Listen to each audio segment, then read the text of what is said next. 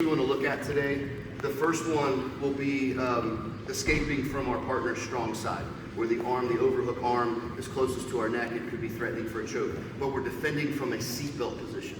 Okay, so for those of you that are feeling tempted to put your thumb in the collar, hang on for just a moment. We'll get to that. We'll get to that soon. He told me last time. He's like, that's his jam. So let's stay with the seatbelt position. Let's work on the fundamentals of that escape first, okay? So now we're gonna change this. John, you can just come back here. Okay, he'll get hooks in. He's got a seatbelt, so now the strong side's this way. If I have control of the situation, ideally I like to protect my neck and I like to drive straight back, right? Which allows me, it takes the pressure off of the choke. He's gonna have a hard time rear naked choking me from here this way because he's not gonna be able to get his hands in place, okay? But if I didn't have control of the drive and he takes me to his strong side, the first thing I need to do is use my top arm and create separation if he's tight to my neck. Create separation here, and I get my thumb into the wrist and push down to protect the neck. Step two, I need to peel this bottom hook. There's a few ways you can do this.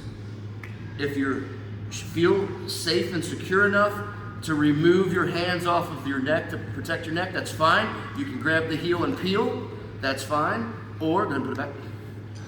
What I prefer to do is we're gonna kick and sit, or you can begin to use your other foot.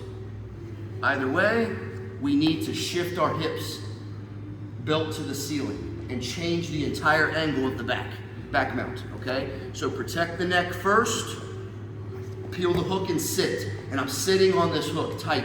I'm keeping my weight on his knee so he can't rehook or move around much. Now I want to go to a baseball bat grip while he still has his seatbelt grip. I want to do a baseball bat grip on the arm, the overhook arm. So I'm already defending the neck here. Peeled the hook and sat, baseball bat grip here, and I want to create tension. And I need to move this arm over my head. Now the threat of a choke is gone. Okay, from here, no good. I'm still defending, but if he starts to switch his hands and do things or even work his thumb in the collar, that's no good. So I have control of the wrist, hold it like a baseball bat the best I can, bring it over the head and continue to provide tension. Now, as we start to move, you gotta keep control of this arm. But I want this inside arm free.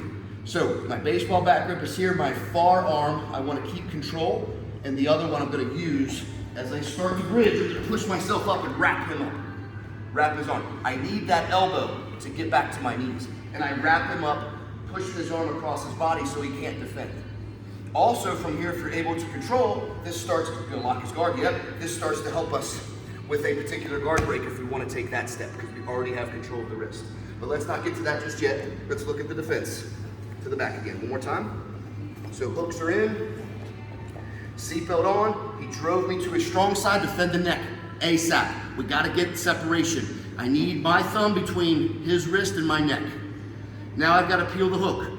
I can pull with the hand, I can use my top leg to peel the hook, or just sit. Kick and sit. Stay heavy on the hook. So step one, defend the neck. Step two, peel the hook and sit. Step three, I gotta get grip on this arm, and I need to move it over my head. Keep control of the arm, so as I start to bridge, reach and step over, I can push, and I just use this arm to get myself to my knees. And then keep control of the wrist.